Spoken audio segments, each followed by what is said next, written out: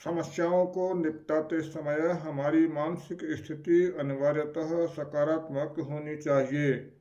सोचिए, मैं जिस परिस्थिति में हूँ, क्या उसमें कुछ सकारात्मक भी है?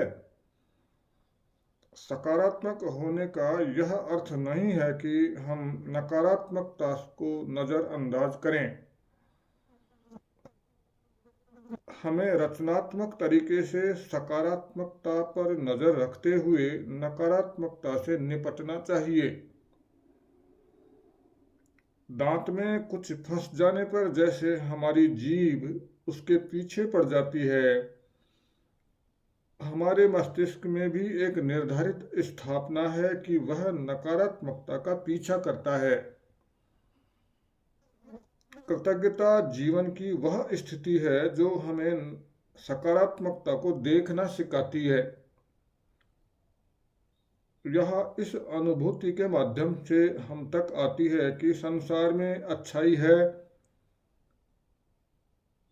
उसमें से कुछ अच्छी चीज़ें हमारे साथ हैं और वे अच्छी चीज़ें बाहरी सत्य से आ रही हैं। चेतना की वह अवस्था हमें सकारात्मकता से जोड़ देती है। यहाँ तक कि कठिनाइयों और दुखों के समय में भी हम अपनी आंतरिक शक्ति अनुभव कर सकते हैं। ऐसा तब होता है जब हम मित्रों और परिजनों की सहायता और सहयोग के प्रति कृतज्ञता ज्ञापित करते हैं।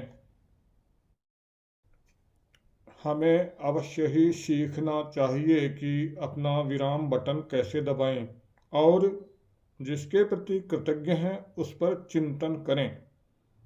यह कहना सही नहीं है कि हम इतने व्यस्त हैं कि कृतज्ञ भी नहीं हो सकते। अगर हम विराम नहीं लेते तो अपने जीवन के कितने सुंदर पलों को खो देंगे। कृतज्ञता का अभ्यास करने के रास्ते हैं। उस अच्छाई को पहचानें जो हमारे लिए की गई है और आपका शुक्रिया कहें। सत्कर्म को स्मरण रखें और वैसा बने तथा प्रतिदान करते हुए उसके साथ जिएं। कृतज्ञता निरी भावना नहीं है, यह जीवन जीने का तरीका है जिसे सीखा जा सकता है और जिसका अभ्यास किया जा सकता है। हमें कृतज्ञता के अभ्यास के लिए समय की प्राथमिकता तय करनी चाहिए और इसके लिए कई रास्तों में से एक रास्ता है कि नियमित रूप से कृतज्ञता अभिलेख लिखा जाए। जीवन में कुछ चीज़ें हमारे नियंत्रण से बाहर हैं। जब हम उस स्थिति में होते हैं तो हम पूरी तरह से पराजित महसूस करते हैं, क्योंकि हम अपने सामर्थ्य के अनुसार सभी प्रयत्न कर चुके होते हैं, लेकिन वह व्यर्थ है।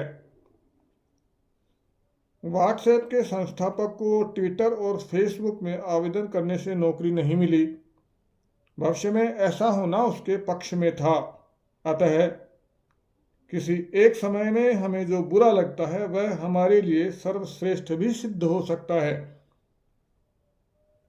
सोचिए, क्या यह मेरे नियंत्रण में है? यदि हाँ, तो आप इस विषय में कुछ कर सकते हैं।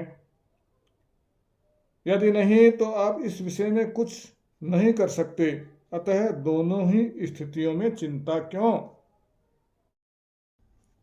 हम आध्यात्मिक अनुभव करने वाले मानवीय जीव नहीं हैं, बल्कि मानवीय अनुभव करने वाले आध्यात्मिक जीव हैं। हम यह शरीर नहीं हैं, हम शरीर से परे हैं।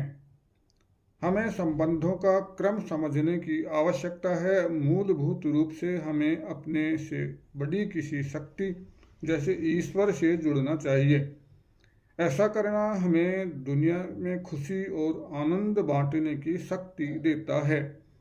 ईश्वर से जुड़ने के अनेक रास्ते हैं। हम अपना रास्ता स्वयं चुन सकते हैं जो आवश्यक है, क्योंकि हमें उस रास्ते पर दूर तक जाना होगा।